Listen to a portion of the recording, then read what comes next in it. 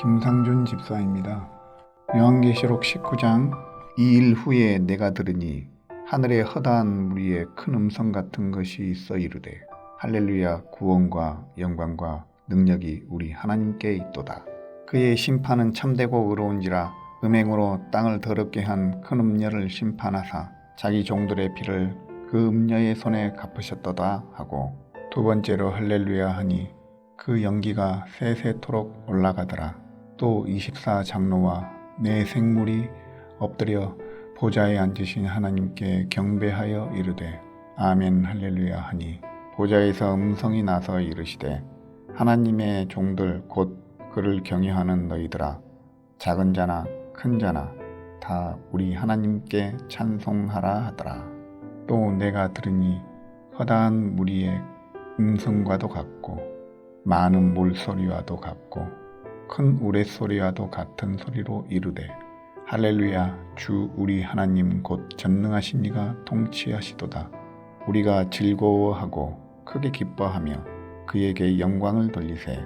어린 양의 혼인 기약이 이르렀고 그의 아내가 자신을 준비하였으므로 그에게 빛나고 깨끗한 세마포 옷을 입도록 허락하셨으니 이 세마포 옷은 성도들의 옳은 행실이로다 하더라. 천사가 내게 말하기를 기록하라.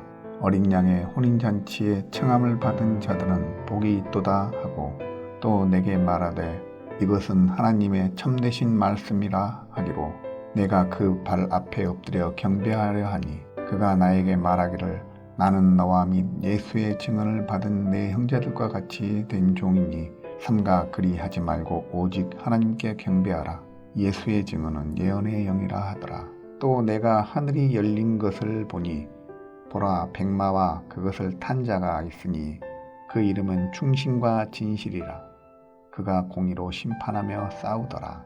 그 눈은 불꽃 같고 그 머리에는 많은 관들이 있고 또 이름 쓴 것 하나가 있으니 자기밖에 아는 자가 없고, 또 그가 피 뿌린 옷을 입었는데 그 이름은 하나님의 말씀이라 칭하더라. 하늘에 있는 군대들이 희고 깨끗한 세마포 옷을 입고 백마를 타고 그를 따르더라. 그의 입에서 예리한 검이 나오니 그것으로 만국을 치겠고 친히 그들을 철장으로 다스리며 또 친히 하나님 곧 전능하신 이의 맹렬한 진노의 포도주 틀을 받겠고, 그 옷과 그 다리에 이름을 쓴 것이 있으니 만왕의 왕이요 만주의 주라 하였더라. 또 내가 보니 한 천사가 태양 안에 서서 공중에 나는 모든 새를 향하여 큰 음성으로 외쳐 이르되 와서 하나님의 큰 잔치에 모여 왕들의 살과 장군들의 살과 장사들의 살과 만들과 그것을 탄 자들의 살과 자유인들이나 종들이나 작은 자나 큰 자나 모든 자의 살을 먹으라 하더라. 또 내가 보매 그 짐승과 땅의 임금들과 그들의 군대들이 모여 그 말 탄 자와 그의 군대와 더불어 전쟁을 일으키다가 짐승이 잡히고 그 앞에서 표적을 행하던 거짓 선지자도 함께 잡혔으니 이는 짐승의 표를 받고 그의 우상에게 경배하던 자들을 표적으로 미혹하던 자라. 이 둘이 산채로 유황불 붙는 못에 던져지고 그 나머지는 말 탄 자의 입으로부터 나오는 검의 죽음에 모든 새가 그들의 살로 배불리더라. 하늘에 계신 우리 아버지여, 이름이 거룩히 여김을 받으시오며 나라가 임하옵시며 뜻이 하늘에서 이룬 것 같이 땅에서도 이루어지이다. 오늘날 우리에게 일용할 양식을 주옵시고 우리가 우리에게 죄 지은 자를 사하여 준 것 같이 우리 죄를 사하여 주옵시고 우리를 시험에 들게 하지 마옵시고 다만 악에서 구하옵소서. 대개 나라와 권세와 영광이 아버지께 영원히 싸움나이다. 아멘.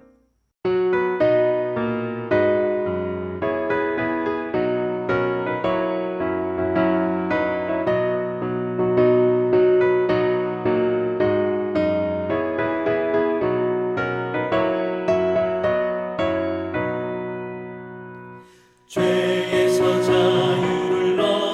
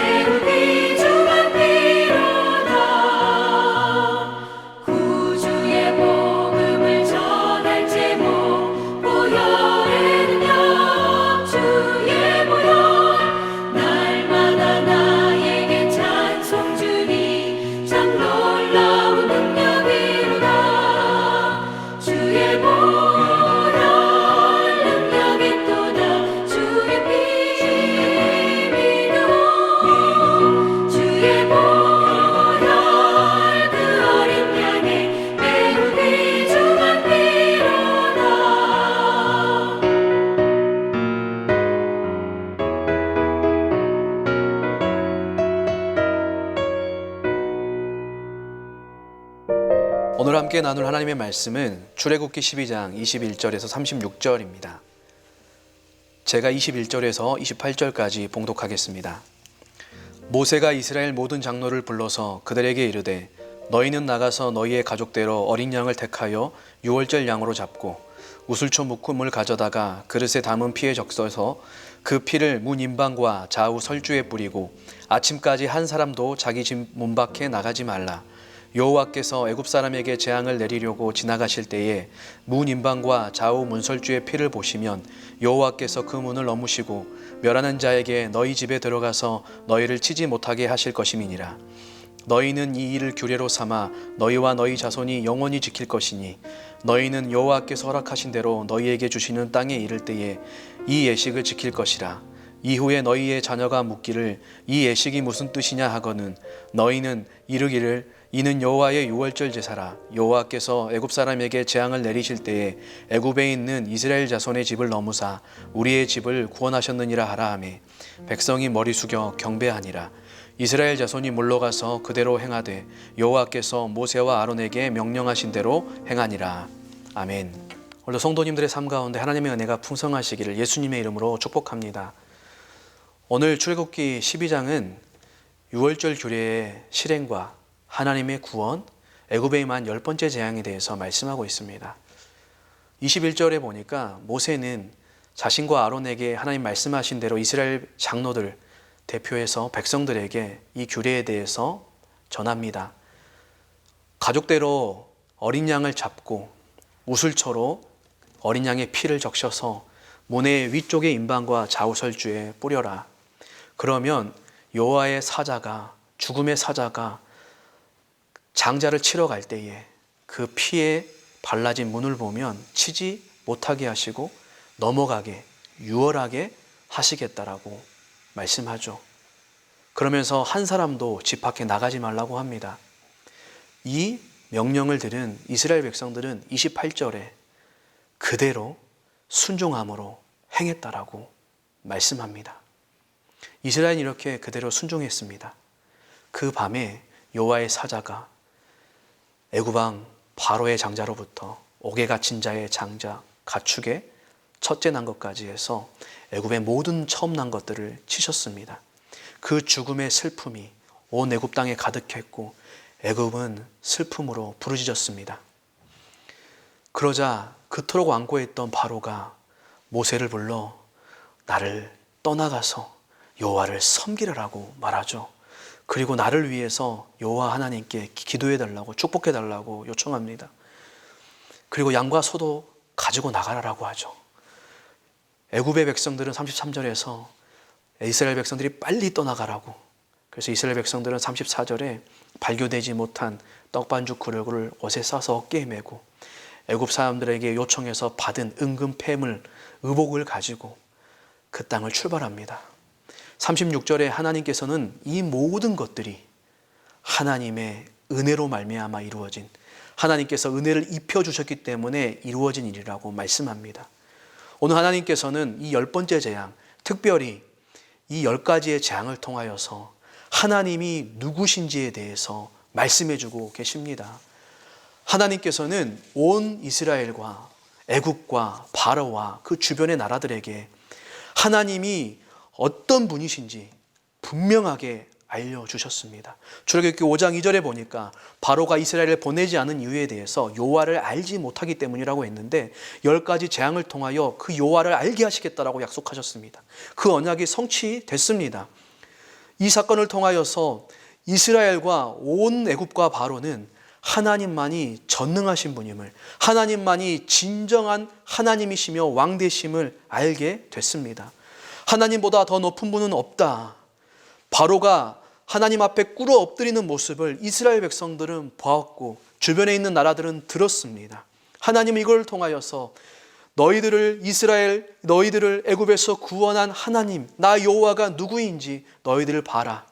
너희들 나의 말을 신뢰할 만한지, 내가 얼마나 믿고 신뢰할 만한 하나님인지 하나님 보라고 알려주셨습니다. 사랑하는 성도님들, 그런데 우리가 잘 아는 대로 이 재앙은 10번째까지 내리시지 않아도 됐습니다. 하나님은 처음부터 이런 강력한 심판을 통해서 이스라엘에게 또 애굽에게 하나님을 알게 하셨으면 됐습니다. 그런데 하나님은 특별히 이 애굽 왕 바로에게 재앙을 10가지나 내리셨죠. 그 이유가 무엇입니까? 하나님은 심판을 내리시기 전에 경고하시는 하나님이시라는 거죠. 이것이 얼마나 큰 은혜입니까? 하나님은 여러 가지를 통하여서 끊임없이 경고하셨습니다. 돌이킬 기회를 주셨습니다. 그런데 바로를 대표하는 하나님의 품을 떠나 죄악을 가진 인간의 모습이 얼마나 완악하고 완고한지를 이 사건이 우리에게 보여주고 있는 것입니다. 장자가 죽었다는 것은 그 집안의 대표가 죽었다는 것이고 대가 끊어졌다는 것이고 모든 것이 죽었다는 것을 의미합니다. 하나님의 이 결정적인 심판을 완악한 바로, 그 바로로 인하여 온 애굽은 받았습니다. 출애굽기 4장 22절 23절의 말씀에 성취이기도 하죠. 이스라엘은 내 장자인데 너희들이 보내주기를 거절하니 내가 너의 아들 너의 장자를 죽이리라. 그래서 하나님은 그 언약을 성취하셔서 애굽을 심판하셨죠. 그런데 이 하나님의 심판에 양면성이 있습니다. 한쪽은 저주의 길이고 한쪽은 구원의 길입니다. 하나님께서는 이 10번째 재앙이 있기 전에 이스라엘에게는 유월절의 규례의 말씀을 말씀하여 주셨습니다. 그래서 이 유월절의 사건은 이스라엘에게는 구원의 사건이지만 애굽에게는 심판의 사건이었죠. 오늘도 이 땅에 이 영적으로 구원과 저주, 심판의 사건이 계속해서 일어나고 있습니다. 하지만 하나님께서는 분명히 죽음 가운데, 저주 가운데 살아가고 있는 이 땅의 사람들을 구원하고 싶어 합니다. 하나님께서는 유월절 사건을 통하여서 구원이 무엇인지를 우리 가운데 보여주셨습니다. 유월절은 분명한 하나님의 구원의 사건입니다. 하나님은 이스라엘 백성들, 특별히 그들의 장자들을 보호해 주셨습니다. 그런데 이들이 어떻게 구원받았습니까? 하나님의 명령대로 준행했기 때문에, 행했기 때문이죠. 그 행한 말씀이 무엇입니까? 어린 양을 잡아서 그 피를 문의 임방과 설주에 바르는 것이었습니다. 여러분, 어린 양의 피를 문에 발라라. 그러면 죽음의 사자가 넘어갈 거야. 여러분, 어린 양의 피를 바르는 게 무슨 대단한 일처럼 느껴지겠습니까? 그런데 하나님이 말씀하신 대로 그대로 했더니 그 어린 양의 피를 바른 그 집은 죽음의 사자가 넘어가고 하나님의 구원이 임했습니다. 왜냐하면 그 피는 하나님의 언약의 증표이기 때문에 그렇죠. 그렇게 순종할 때, 믿음으로 행할 때, 믿음으로 표현할 때 그렇게 됐던 것입니다. 이스라엘이 하나님의 말씀을 믿는 것으로 그친 것이 아니라 그 믿음을 피를 바름으로 순종하고 외적으로 그 믿음을 보였습니다. 오늘을 살아가는 저희들의 믿음 또한 겉으로 드러나야 한다는 것입니다. 저희들이 예수 그리스도를 통하여 구원받은 하나님의 자녀라는 것이 우리 안에 내적으로 하나님과의 관계 안에서 드러날 뿐만 아니라 온 공동체 앞에서 뿐만 아니라 이 세상 가운데 우리의 믿음이 드러나야 하는 것이죠. 그런데 하나님께서는 이 유월절의 사건을 통하여 또 한 가지 중요한 것을 우리 가운데 말씀하십니다. 그것은 무엇이냐면 이 유월절의 규례를 영원히 지키라고 말합니다. 그리고 하나님이 약속하신 땅에 들어가면 자녀들과 함께 자자손손 대대로 이 유월절 규례를 지키면서 혹여나 자녀들이 이 규례의 의미에 대해서 물어보거든 하나님께서 애굽 땅에서 우리 이스라엘을 구원하신 사건의 의미에 대해서 설명하라고 말씀합니다. 자녀들에게 이것들을 계속해서 가르치라고 말하고 있는 것이죠.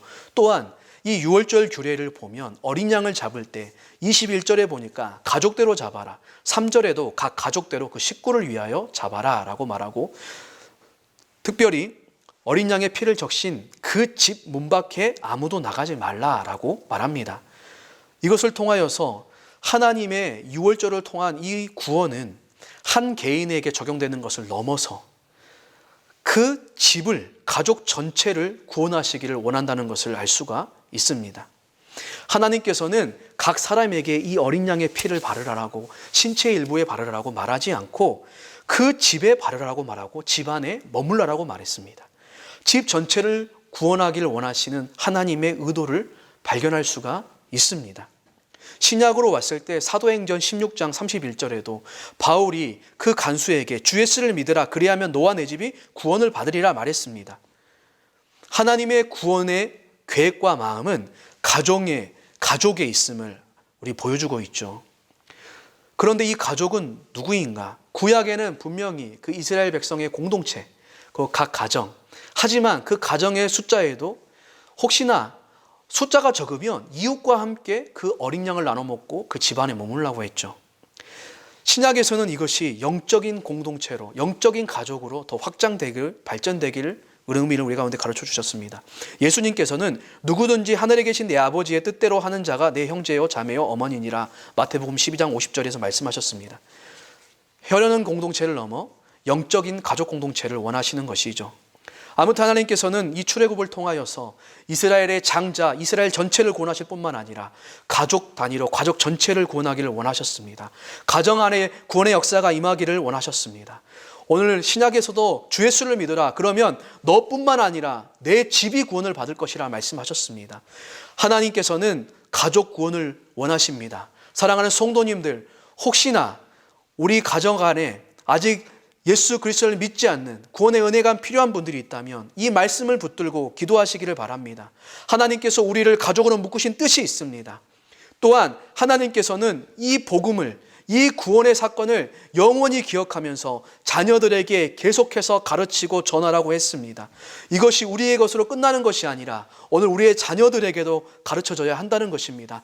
우리 자녀에게 전해줘야 하는 가장 중요한 것은 바로 하나님 여호와의 유월절 이 구원의 사건, 바로 예수 그리스도 어린 양 되시는 그분께서 그림자인 이 구원의 사건을 완성하신 그 예수 그리스도의 십자가와 부활, 이 복음을 우리의 자녀들에게 전해야 한다는 것이죠. 그리고 그 의미를 기억하면서 계속해서 하나님을 예배하고 섬기는 것으로 이것들을 자녀에게 전해야 한다는 것입니다. 이것이면 충분하다라고 하나님은 말씀하고 있습니다.